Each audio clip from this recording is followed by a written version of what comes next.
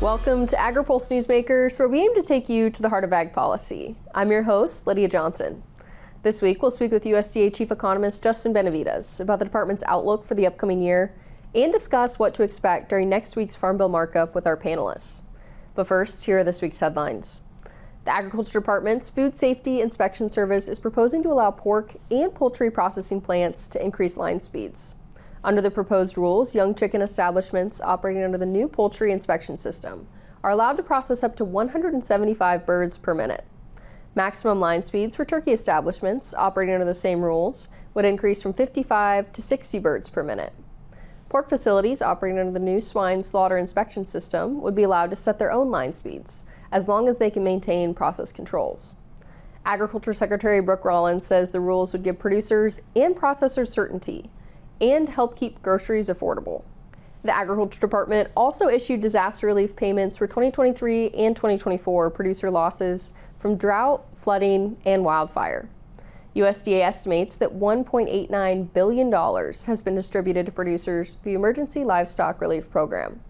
The program is separated into two subgroups: ELRP Drought and Wildfire, which goes to producers that see drought and wildfire-related grazing losses, and ELRP Flood and Wildfire, which helps cover increased feed costs from floods or wildfires on non-federal land.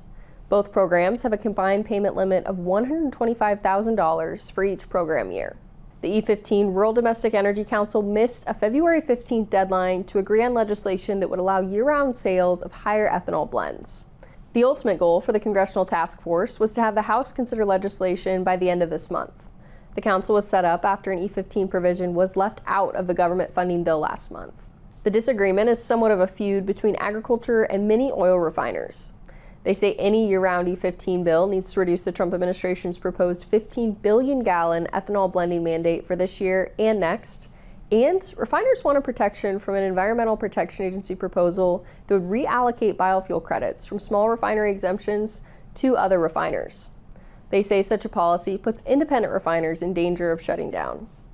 Corn and biofuel groups are urging lawmakers not to allow a tiny handful of mid-sized refiners to take year-round E15 hostage while demanding outlandish handouts. The Agriculture Department unveiled their 2026 Ag Outlook this week. We asked USDA's Chief Economist Justin Benavidez about the findings. Yeah, I think the story is making progress this upcoming year. We know that some of the production costs that we've seen spiking over the last few years are beginning to moderate. We are facing steep global competition. That's nothing new. The last few years, that competition has been there. But there are some changes to demand on the horizon that we're beginning to look for. If you want to think about what changes price in the long run, it's changes in supply or changes in demand. And if we think about new innovative sources of demand like biofuel expansion, or we think about increased trade, access to other markets, those are the kinds of demand that the administration is working on at this moment. Had a few successes, and as we grow demand, that is something that could lift price here in the next year. And lots of pressures on producers right now. You mentioned some of the optimism in trade, but kind of as you look across the broad farm economy, where do you see other signs of optimism? Yeah, when we think about, obviously everyone talks about the price of beef, which I think is an incredible story for the demand for the product. We've had 20 years of investment in growing the demand for beef. We obviously are on the downside of the herd size cycle, which increases price because of a little bit of low supply. But optimism in the cow-calf market at the moment is obviously something we've been talking about for several years now. Record-breaking fed cattle prices, record-breaking feeder calf prices. That's been a source of optimism for the last 2 to 3 years. Yeah, beef prices, though, on the consumer side have been a big concern for this administration. And when do you expect those to begin coming down? Sure, it's a part of the biological cycle of raising beef cattle. It takes several years to produce a new cow who is ready to have a calf. It takes 2 years for that calf to become beef. So as we see that cycle begin to turn, we did have lower cow inventory this year, but it was the smallest change in a few years. So we could begin to start seeing the turn in the size of the herd, I think as early as the July cattle report, or potentially then the January cattle report. And again, though prices are a little bit higher than they've been historically, I think that is a story of huge demand and positive demand for a very high value product. Of course, talking about beef. Yeah. Beef has been, one of the few bright spots in the farm economy, but as you look across the rest of the sectors, I would say, which sectors are you maybe most worried about? We still have some headwinds in the row crop space. If thinking back to the presentation, we've been in a bit of a divergence between cost of production and price received for really 15 years now, and there's been a few black swans that have masked those influences. We think about COVID, we think about expansion of trade into China, we think about the Russian invasion of Ukraine. Those things hit the supply chain in a way that increased demand, and a bit of, again, black swan event. But over time, as competition has grown and we've produced a lot globally in the row crop sector, that competition has put pressure downward on domestic prices. And so we're still facing some of those same headwinds, but that goes back to, the big questions for the year are going to be what happens with the RFS, what happens with rules like 45Z that have the potential to increase demand for some of our products here domestically and raise price. We'll be back with more Newsmakers right after this. As a cooperative, our customers are our owners. They share our profits and help guide our business.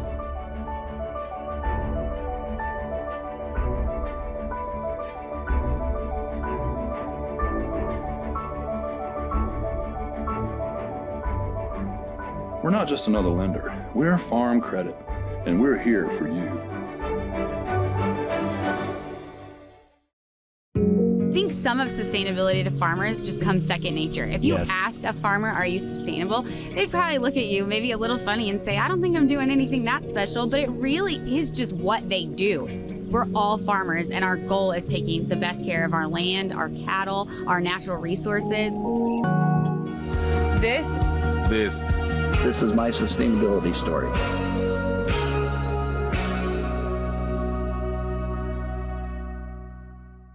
Welcome back. USDA unveiled its annual economic and trade outlook this week.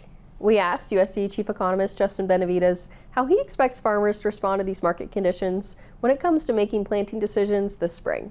Yeah, we think back to, as former extension educator, I think it is about sitting down, developing a plan. It's not something that everyone likes to talk about as an all-time solution, but having a plan for your production, knowing your cost of production, making sure that you're targeting break-even prices and marketing effectively throughout the year. There are some pricing opportunities that appear out of nowhere, and when you're ready and prepared to market at the appropriate times, we still know that there are opportunities to at least get some share of your commodity marketed at a profitable level. If we have the opportunity to trade on a weather event, a news event, an announcement of something that might come in the biofuel space, I think it's about having a plan.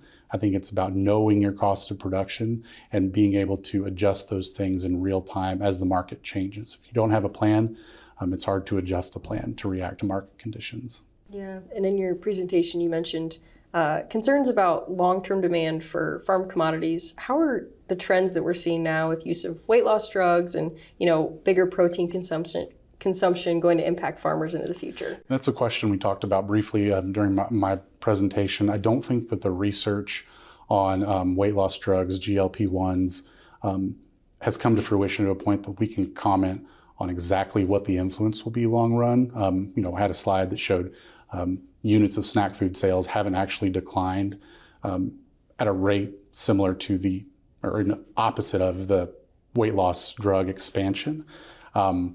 But that's going to be something that we watch over the near term in terms of demand for all food products. But on the protein consumption side, both domestically, there's that trend towards high protein products, which is supportive of both our traditional livestock products, meat, poultry, pork, but also thinking about, a supportive demand source for dairy. Think about whey protein and all that kind of stuff that goes into high protein beverages.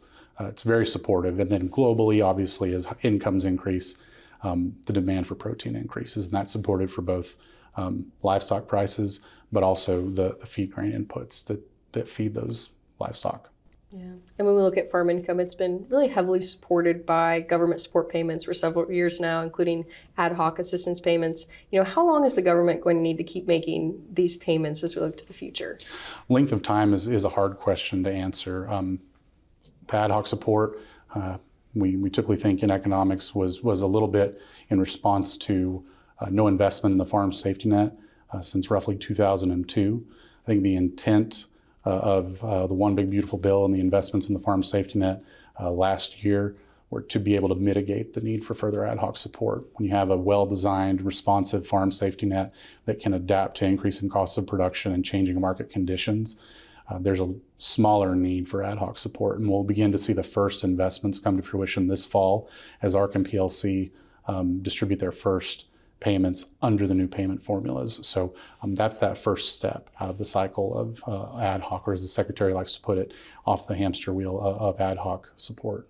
Yeah, and you mentioned Secretary Rollins has said, getting off that hamster wheel, but, ag policy experts have said that there really needs to be some greater structural ag policy reforms for less reliance on these payments. What does that take and how long could that take until, farmers are really weaned off of those? I think it goes back to our discussion about demand, right? We need increased access to markets internationally, and we need innovative new demand sources. It all just looks at, we have an imbalance between supply and demand at the moment. We need to increase our demand for the products that we produce here in the United States, and the faster we work on growing that demand, the faster we will see price increase. We'll be back with more Newsmakers, but first, Andrew Huneke looks at ag export market competition between Brazil and the United States in this week's Ag by the Numbers. Competition between the U.S. and Brazil in agricultural export markets is growing due to higher output in Brazil and the expansion of productive land. This chart shows the average yields of corn and soybeans from 2020 to 2024 for a farm in Iowa, the state of Mato Grosso, which continues to see rapid expansion of both corn and soybean acreage, and Buenos Aires, Argentina. You can see the U.S. still holds a larger edge when it comes to productivity for metric tons per hectare on corn, but things are much closer when you look at soybeans. Brazilian corn yields are still quite far behind the U.S., in part because farmers prioritize the higher value soybeans, but that gap is closing. Recent trade tension between the U.S. and China paved the way for record soybean exports for Brazil. Early estimates suggest Brazil shipped almost 109 million tons globally, with 85 million going to China. For Agri-Pulse, I'm Andrew Huneke. Don't miss the must-attend Ag Policy event of the year. Register now for the 2026 Agri-Pulse Ag and Food Policy Summit. Hear directly from the leaders shaping the future of agriculture as they explore innovative ideas to strengthen rural economies and guide policy decisions for the year ahead and beyond. The summit takes place March 23rd at the National Press Club in Washington, D.C., with a virtual option available. View the agenda and register today at agripulse.com under the Events tab. I was kind of known as the sheep guy around here. The fire went from north to south, and it blew that way, and it went straight down the house. Lost all of our sheep literally a week before we start lambing. And I was really in a bad place. I happened to notice this farm state of mind piece of paper. And I picked up my cell phone, and I made a phone call, and that was the best phone call in my life. I'm glad that I'm still here, so don't do something permanent over a temporary situation. Welcome back. The House Ag Committee has released a long-awaited Farm Bill text. We're joined by Tara Smith with Tory Advisory Group and Laura Wood with LWP Consulting on our panel this week. To begin, Tara, can you share what stood out to you in the Farm Bill text? Yeah, I think honestly what stood out most is that there weren't a lot of changes from what we saw in 2024, aside from obviously the things that got picked up in OB3. So I think we saw a lot of similarities to what we've seen in the past. And so a lot of consistency there. So I suspect that means we will also see some consistency in the amendments that we'll see offered next week. And Laura, I want to get your thoughts. What stood out to you in the Farm Bill text? There's also a few, poison pills, you could say, a provision for California's Proposition 12 and pesticide labeling as well. Yeah, I think what stands out to me is not what's in this bill, it's what's not in this bill. Yes, the poison pills are being quoted, but I think those can be worked through. I actually think, is it Groundhog Day? Is it Groundhog Day? It's February. I just feel like it's Groundhog Day. We know the politics of this. We know we have a couple vote margin in both chambers. We saw what happened in 2014 when we split the bills. We saw the floor votes in 2018 when the bill had to come back a month later. because it fails on the floor. So we know conference reports for farm bills pass in large margins. And so it just feels like Groundhog Day, kind of, with the partisan nature of poison pill comments / partisan drafts being put out. But what I think what is not in here is really important is that ad hoc aid isn't really addressed. And when your must pass issue for your, I think bicameral, bipartisan committees isn't in your must pass bill, is it a must pass bill? And on the same weekend, the language dropped. The Wall Street Journal ran a big story on a fifth generation Illinois farmer, highlighting that our farm bankruptcies are up 46% since last year. And this headline and the Farm Bill text were unrelated stories. So some of the bigger levers outside of the Farm Bill have been all this ad hoc assistance over the years, past 6 years. And then, of course, maybe some policy levers in 45Z and this push with E15 that we'll see what happens. But a lot not in this bill. Yeah, and Laura, when you mentioned kind of that ad hoc additional funding, when could that even potentially come into play? We're not seeing it in the Farm Bill, but, there's not really another must-pass spending bill until very much later this year. Absolutely, Lydia. I know farmers are waiting on their payments this month from December even. I've never heard farmers talking about supply management like I've heard now, but it's such a catch-22 with national security as food security. The really tough questions about how dollars are going to flow in kind of a post-World War II era where BRICS is moving on. BRICS is 50% of the global population, we're 4%, and they're coordinating grain reserves, fertilizer access, supply chain issues around us, where we've been the #1 exporter for a long time. We have a supply and demand problem that far exceeds ad hoc payments. Yeah, and Tara, I want to get your thoughts as well on that. Farm groups have been saying we need these ad hoc payments, but when could they be coming, and what happens to the farm economy going into this year if they don't receive those as they're kind of waiting for additional aid? I don't disagree with Laura. I think we're at a bit of a turning point here on farm policy. We've been spending $14 billion a year on ad hoc disaster assistance since about 2019. I would argue that's pretty untenable in the long term. I think there's a hope that OB3 starts to address some of those issues. But again, with the environment that we're in, the economy that we're in changing so much, I don't think it's necessarily a foregone conclusion that the changes in OB3 are going to be the solution. And so, I think we're starting to hear a lot of folks talk about, down the road, going back to basics here, what is the whiteboard exercise we need to go through on farm policy? Are we covering the risks that farmers need us to be covering?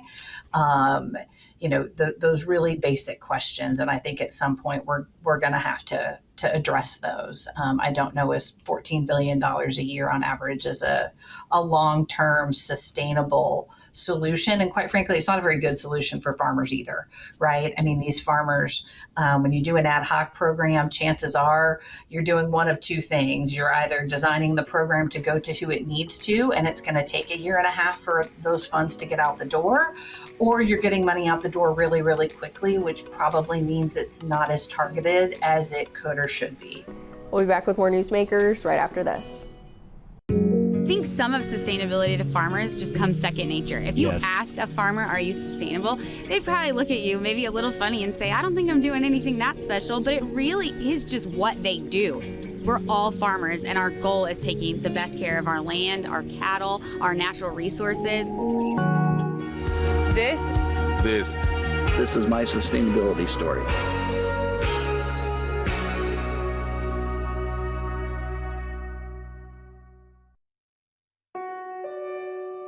America never stops.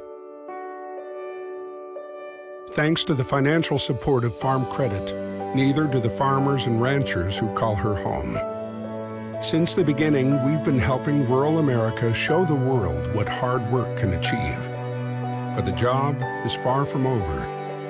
And as rural America grows further, we'll be there. Welcome back. Although many of the typical Farm Bill provisions were included in budget reconciliation last summer, Democrats remain frustrated about how nutrition funding was slashed. We asked Laura Wood with LWP Consulting what she expects Democrats' strategy and pushback to look like during the Farm Bill markup. I kind of think, given the president's approval rating hovering around 40%, should it drop in the next 6 months, you're going to see the Senate in play, probably pick up 25 House seats. So again, when I say is it Groundhog Day, do we have next year the same situation we're in where the Democrats' strategy now might recognize what's to come in a way that there's some kind of Maha Trump Democratic deal that could be put together to address SNAP? I'm not so sure when we have an executive order invoking Korean War Act to promote glyphosate. That's also politically possible. But I do think the strategy is kind of political. And for better or worse, that's really hard to get to the kind of core issues we need for our farm community. And like I said, we're just competing in an environment that is so much more competitive than it used to be.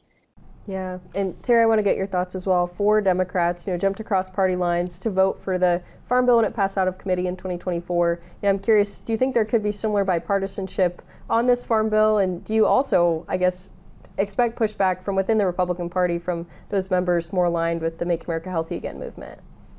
Yeah, I mean, I think overall we'll probably have some Democrats again who will cross party lines, if you will, who will vote for this Farm Bill, in part because they're facing elections back home, and sometimes they're going to need to have said that they voted for a Farm Bill, that they got something out of that Farm Bill, and that they voted for the Farm Bill. And the political dynamics in other districts is going to be the complete opposite.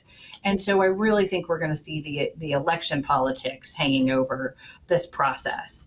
And I know it does feel a little bit like Groundhog Day, but I will say, you can't get a Farm Bill done if you don't start the process. And so I do sort of commend Chairman Thompson and the committee for putting a bill out there, starting the process up again, and starting to move that ball forward, even if the situation isn't ideal. We've gotten ourselves into a bit of a pickle with the Farm Bill process. We used to have this bright red line, not to make myself sound old, but back in the day, the mantra was, once you wrote a Farm Bill, you didn't open the Farm Bill for any reason. Even if it was to add money, even if you thought it was the greatest thing since sliced bread, the sky really needed to be falling in order to have a reason to open a Farm Bill. But you didn't open that Farm Bill. And I think now we've kind of been reminded why you don't do that mid-cycle. Because when you open up that Farm Bill, even if it's to do something great and add money into conservation programs, if you're doing it in a really political process, it's going to have a domino effect, and that's going to carry forward, and it's gonna make the continuation of farm bills more and more difficult. We'll be back with more Newsmakers, but first, Andrew Huneke looks at the rising number of Chapter 12 bankruptcies, and this week's Map It Out. The number of Chapter 12 bankruptcies is on the rise across the country due to the challenging economic times many producers are facing. This map shows the amount of Chapter 12 bankruptcies that were filed by state last year, according to federal court filings. There were 315 bankruptcies filed, which is 46% higher than the year before. Arkansas saw the most with 33, Georgia was second with 27, and Iowa was third with 18. Despite the higher year-to-year numbers, the number of filings remains below those seen from 2008 to 2020. For Agri-Pulse, I'm Andrew Huneke. Don't miss the must-attend Ag Policy event of the year. Register now for the 2026 Agri-Pulse Ag and Food Policy Summit. Hear directly from the leaders shaping the future of agriculture as they explore innovative ideas to strengthen rural economies and guide policy decisions for the year ahead and beyond. The summit takes place March 23rd at the National Press Club in Washington, D.C., with a virtual option available. View the agenda and register today at agripulse.com under the Events tab. I was kind of known as the sheep guy around here. The fire went from north to south, and it blew that way, and it went straight down the house. Lost all of our sheep literally a week before we were to start lambing. And I was really in a bad place. I happened to notice this farm state of mind piece of paper. And I picked up my cell phone, and I made a phone call, and that was the best phone call in my life. I'm glad that I'm still here, so don't do something permanent over a temporary situation. Thanks for joining us for another episode of Agri-Pulse Newsmakers. Both the House and Senate return to session next week, and the House Agriculture Committee will begin marking up the Farm Bill on Monday. Plus, mark your calendars and register for the Agri-Pulse Ag and Food Policy Summit on March 23rd in Washington and streaming virtually. For Agri-Pulse, I'm Lydia Johnson. Thanks for watching. Newsmakers is a production of Agri-Pulse Communications. You can also find our new content on YouTube and wherever you get your podcasts. And don't forget to follow Agri-Pulse and our correspondents on social media to get breaking news and more. For agriculture, trade, food, environment, and regulatory news, your source is agripulse.com.